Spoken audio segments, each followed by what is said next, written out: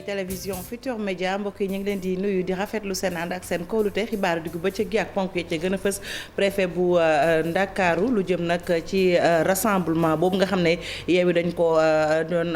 ko bëgg na amal ci place de la nation dinañ ci ñëwaat ñu ne bàyyi na ñu amal ko dinañ am nag ñetti waxtu ba jàpp juróom-ñaari waxtu ci ngoon daañu dem ci kanam ca bërëb ba fekki fa Cheikh Diop ba tey ci législative yooyu ak coow la mu jur professeur Amsatou Sow Sidibé di sàkku rek daal ñu daal di taxawal mbir moomee maanaam dàq ko ba jëmmi jamono ndax nee na loolee bokk na ci gis-gisam jàmmi réew mi moom mi xam-xama màcc jëm ci wàllum yoon di fàttali rek waa Yewwi Askan Wi daal ñu gën a ànd ak responsabilité ci mbir moomee lu jëm ci wàllu wér-gu-yaram foofee ca diwaanu Daara Jolof ñu ne daal centre de santé ba nu dippee soxna Elisabeth Diouf fi mu ne nii ma ngay doxaat maanaam soxna yi ñu daan yóbbu ñuy mucc ca Touba Mbacké Linguère wala sax Lougaloo ñu ne dakk na ndaxte ñaari intervention yi ñu fa amal nañ ko soxna yi mucc nañ ca amul benn jafe-jafe daañu dem ca diwaan ba fekki fa Mouhamadou Moustapha Ndiaye ca yooyu jamono diwaanu Thiès kaay moom collectif yi nga xam ne ñoom ñoo collectif bi nga lëkkale ñi loru ci waa SNHLM xëy nañ amal toogaanu ñaxtu takk seeni morso yu xonq fukki at ak juróom nee ñu ngi daw ci seeni pàkk ñoo ko moom te ñi leen ko war a joxuñu leen ko moo ne day ñoom la ñu waroon a def nañ ko ca ba nu ko waree def ñu ngi sàkku nag ci kilifa yi ngal la ñu gaaw ci mbir mi tàggat yaram Cheikh Tidiane Diaw dina fi teew ñu waxtaanee bokk na ca Rwanda bi doon dalal Sénégal ni ki démb ci stade président Abdoulaye Wade sunu gaynde yi ñoom ñoo am ndam benn bal ci dara li ci yéenikaay yi ak Mamadou Mouhamed Ndiaye ngeen taaxee lu mbokk yi ma ñëw ñu faram fàccee.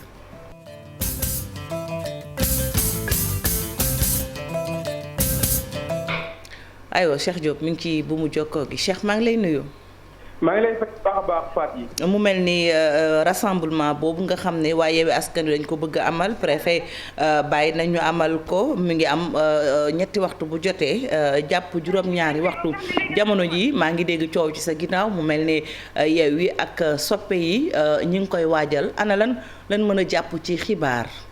li ñu mën a jàpp ci ay xibaar Fatou yi bokk na ci rek rassemblement bi ni ki tey jii lañ ko fas yéene amal bu 15h jotee waaye mel ni ñi nga xam ne nag ñi nga xam ne ñoom ñoo féetee ci Yewwi Askan Wi teew nañu fi ci mbooloo mu takku ci la jamono itam foo sànni mbattu mënees naa dak ndax itam ñoom ci seen bopp nag amal nañ daal di ñu teew fi li nga xam ne nag moom moo di ci place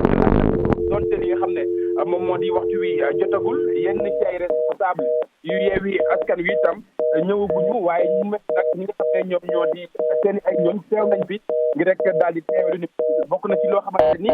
mënees na ko jàpp fi nga xam ne moom moo di de la nation parti fii rek yeneen i xibaar ngoon incha allah ñu daal di koy jëbal mbokk téléspectateur yu télévision Futurs Médias. Diop moom la ñu yebal foofee ca place de la nation mu toppal ñu manifestation boobu waaye wi fas yéene amal ñoom nag wax nañu ko dañoo bëgg rek daal di dem foofu ca fi nga xam ne moom mooy place de la nation toog fa wax la leen mitti bokk na ci conseil constitutionnel ak itam seen liste boobee na mu ko dàqee mu bañ a bokk ci élection yi bokk na ci la leen metti ak yeneen i ponk yoo xam ne ci kanam incha allahu rabbi sunuy ndaw itam daanu fa demaat dinañ ci dellusiwaat ci suñu yeneen jotaayu xibaar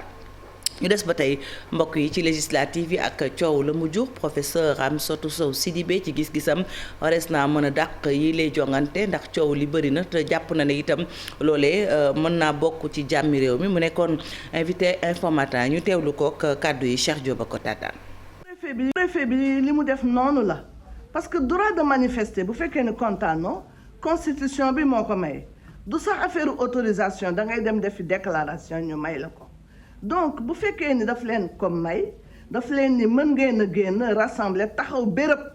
béréb parce que loolu may rassemblement wax li leen naqari def seeni ñaxtu eh bien loolu day baax day tax ñoom dinañu mën a wax histoire du am jàmm ne ñooy takk der yi nañ taxaw organiser yëf bi encadrer leen te benn nervi ba mu dugg ci biir di jaxase mbir yi parce que loolu moom bu amee dafay daal di metti lool sax. yëf yi nii mu demee nii jaxasoo bu ëpp bii nga xam ne suñu koo gis nañu taxaw seet toog ci taabal waxtaan pour avancer mën na bañ a yàgg mais loolu lu am njariñ la. dañ dàq élection yi xaar ba nit ñi toog ba xel yi dal ba tàngaayu yaram yi sedd n'est-ce pas ñu waxtaan seet nu ñuy demaatee ci élection yi loolu. bu ñu jógee ci wàllu politique ak coow li ñu wax ci wàllu wér-gu-yaram foofee ca diwaanu Daara Jolof ñu ne daal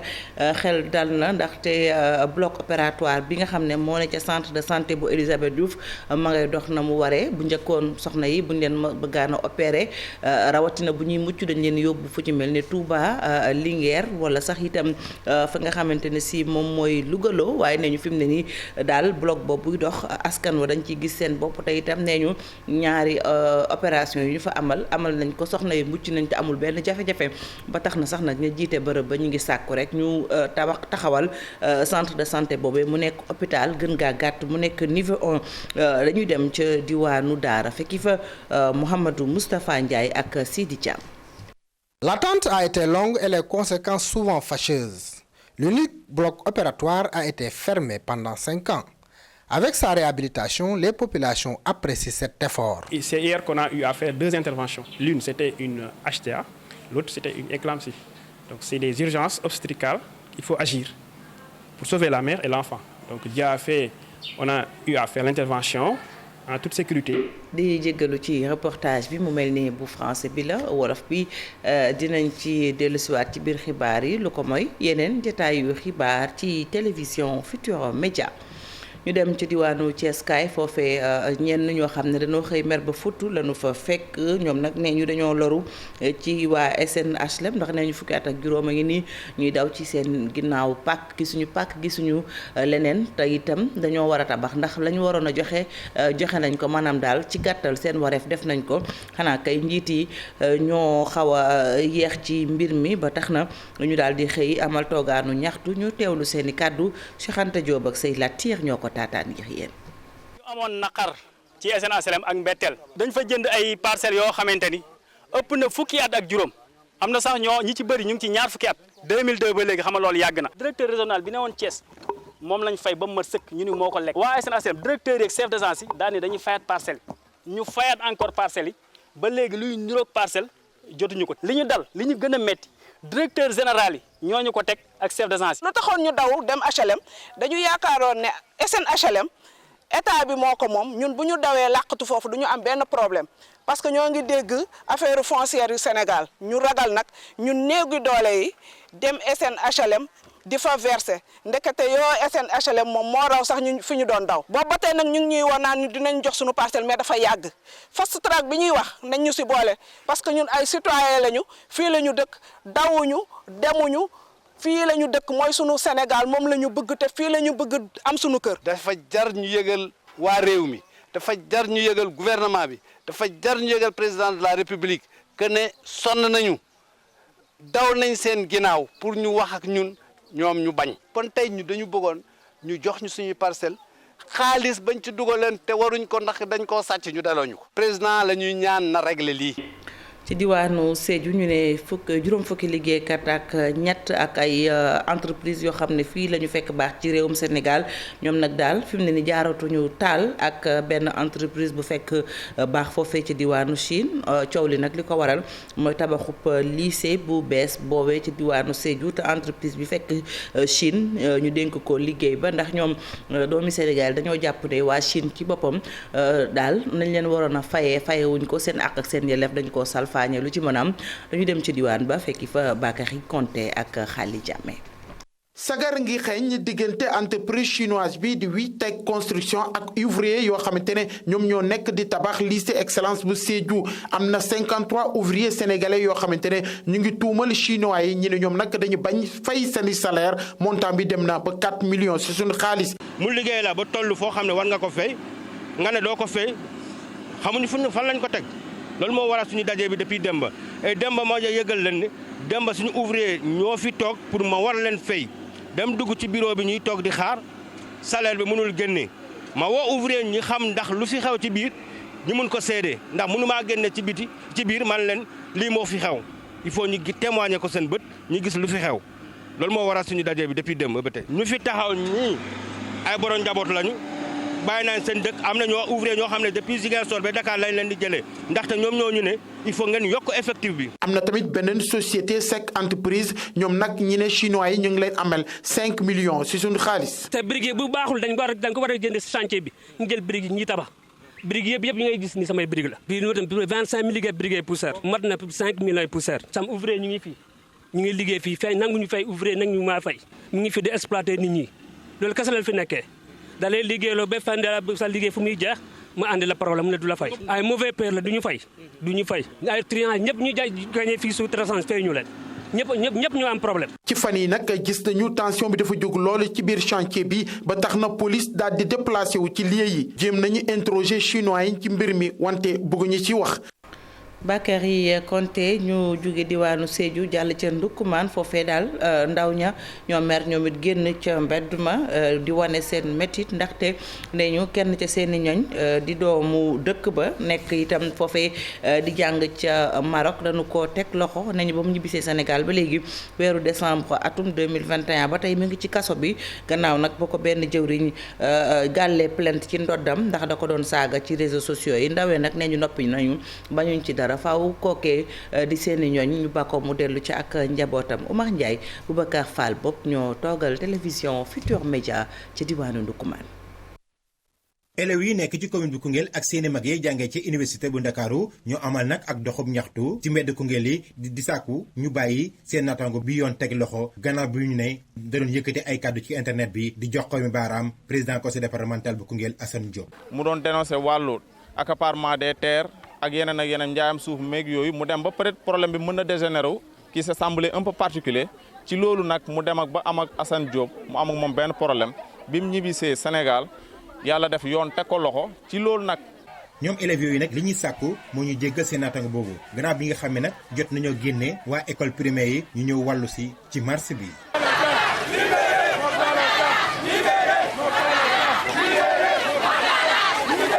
tooñ naam tooñu liñ man en tant que frère ak taxawaay bi mu amoon pour yéene Koungheul bi dem bay représenté képp ku amee bac Koungheul au niveau de l'université Gaston Berger mu dalal la utal la logement yaakaar naa loolu nekk na benn redevabilité boo xamante ni en tant que étudiant en tant que aussi doomu Koungheul war nañ ko mën a delloo njukkal ci delloo njukkal boobu nag liñ ci mën a njëkkee mooy ñaan njëkk ak teranga ne ko ki nga xamante ni moom la concerné moom même bu baalul ñun ay naataangoom te ñu xam li mu mën a apporter Koungheul jàpp ne tamit erreur du ñàkk te njuumte la ñu mën koo wax baal ñu àq te yàlla tax leneen luñ ciy réglé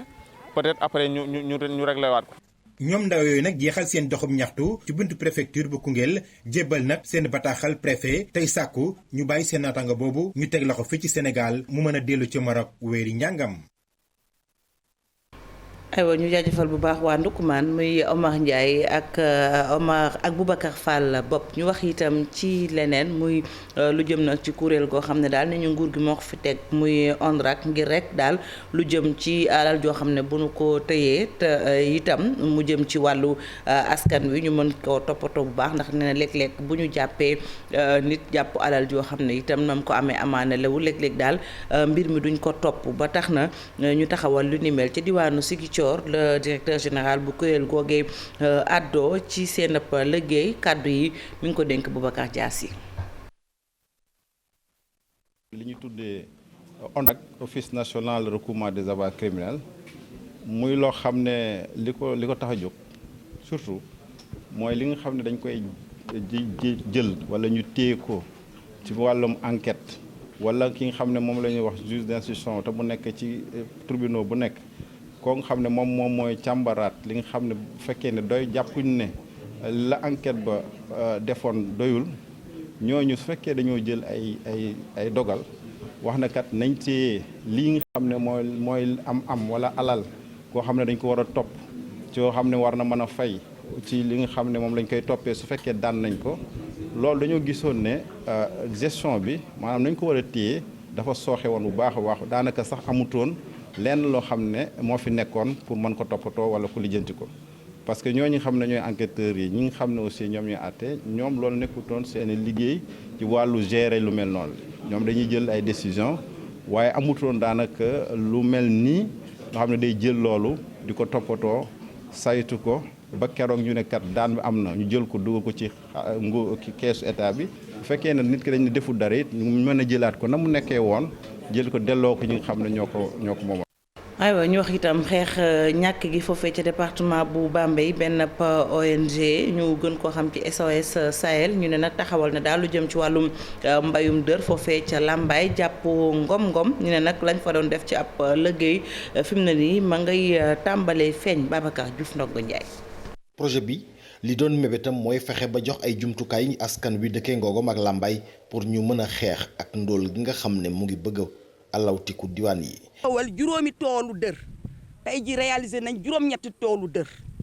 à la place de juróom-ñett ba juróom-ñeent parce que pépinière ba gis ngeen ko ña ngi koy pépinière bi ña ngi fay def garab ña ngi fay def maraîchage kon juróom-ñeent lañ def à la place de 5. wante de ñenn ci askan wi nga xamante ni tegal nañ leen périmètre yi ba de teguñu fa seen tànk mu mel ni bugguñu cee liggéey. mooy ci juróom-ñeent yooyu am na ci ñett ñoo xam ne ñeent ñu am problème wala ñett. donc ñii am nañu lépp am nañu ndox am nañu lépp mais valoriser wuñ seen périmètre. li ci doy waar moo di li ëpp ci ñoom boo leen xoolee ñu nga ca Ndakaaru di toltolaan di wut lu ñu lekk wala sax fu nu liggéeyee. nañu ay jafe-jafe te loolu normal la projet buy door a commencé def benn at jafe-jafe mun see ñàkk wante yàlla def na ne teel nañ gis jafe-jafe yooyu te ñun ñi ngi door a ñëw wante engagé wu nañ pour jàppale projet bi pour que ñu mën a indi ay. solution ci jafe-jafe yi nga xam. lu ci mënti xew préfet bu département bu Bambey woo na askan bi ñu dellu ci li nga xamante ni mooy yaram garab ci diwaan bi. mooy bëgg liggéey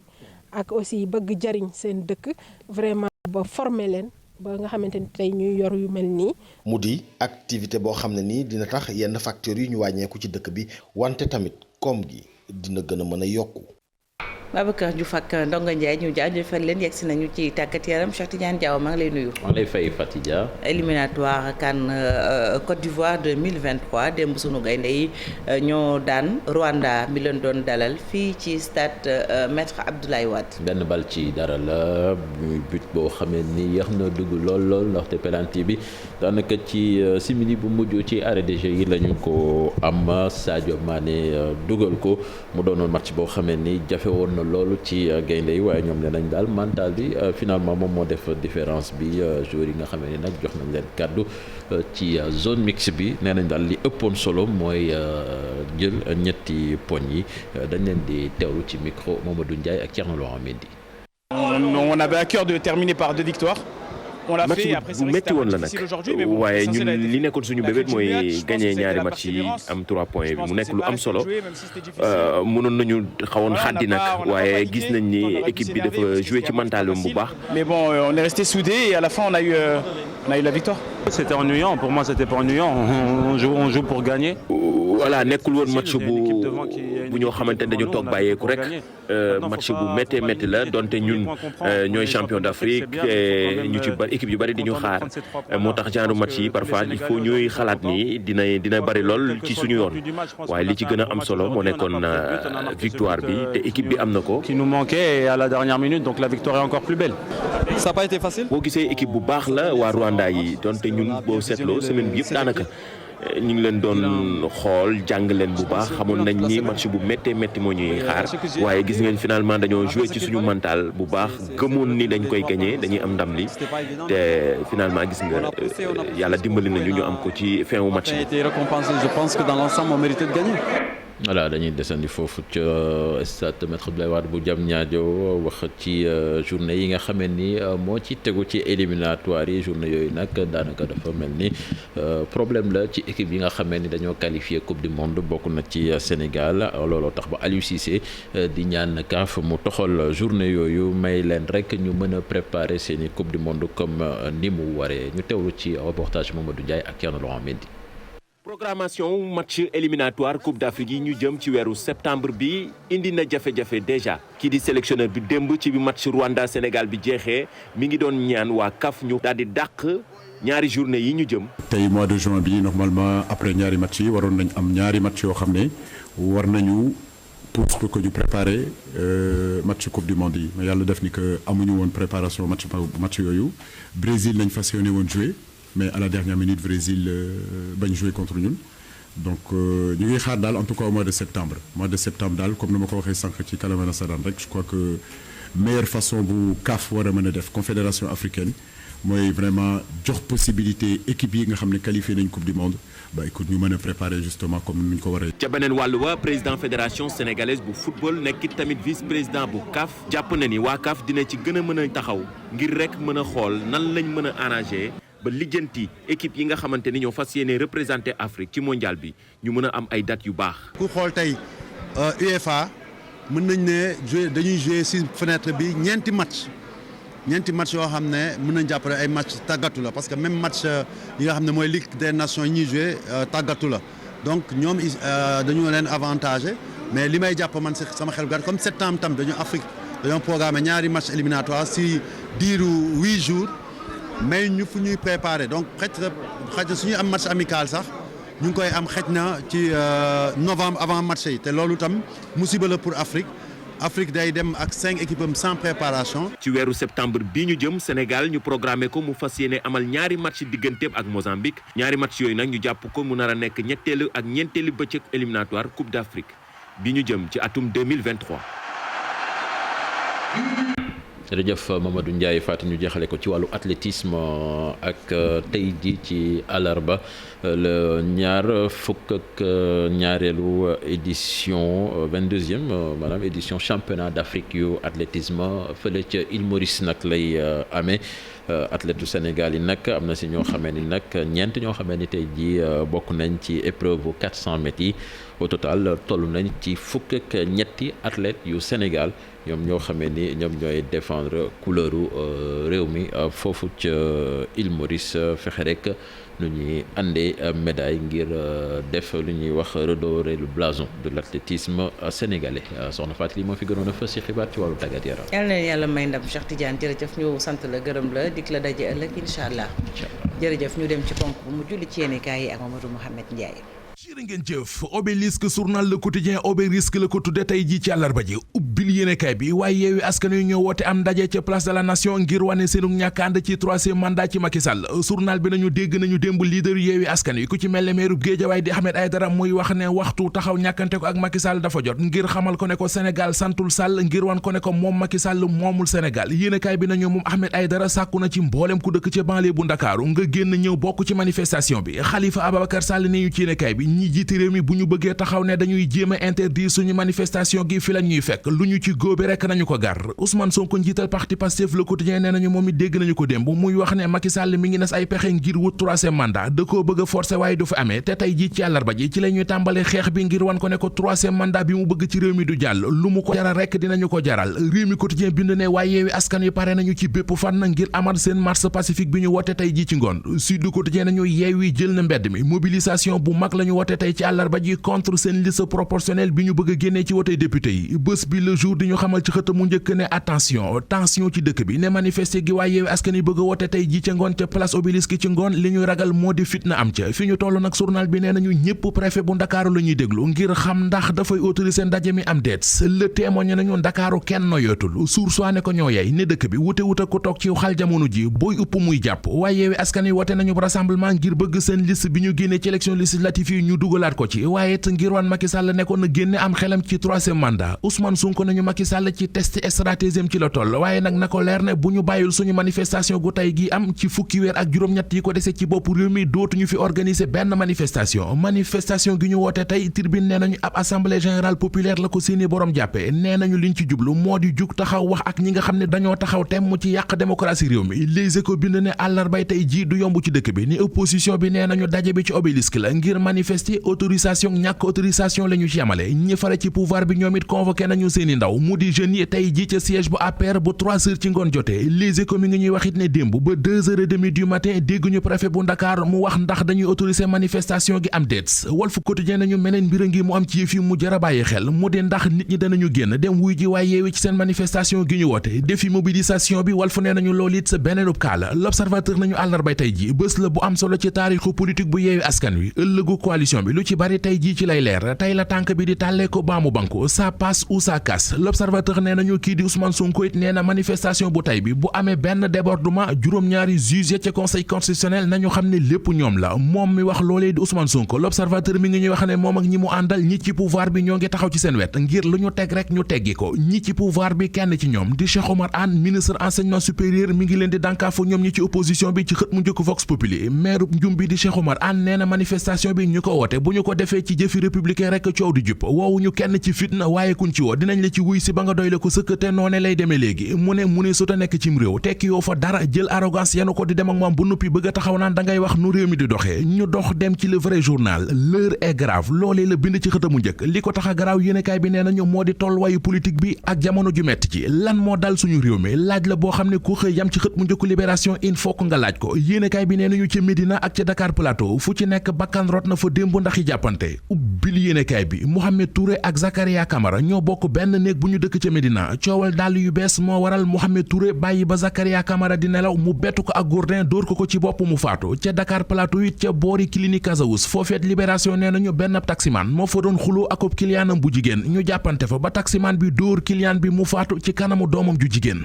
Mohamed Ndiaye ñu sant la bu baax di la gërëm sant leen yéen tamit ci seen safo ak seen kóolute desandi leen ak programme yu télévision Futurs Médias di leen ñaanal kenn dal jàmm di ko sàkku ci yéen jaa ngeen jëf ci seen cofeel seen safo ak seen kóolute du ñu tay di ko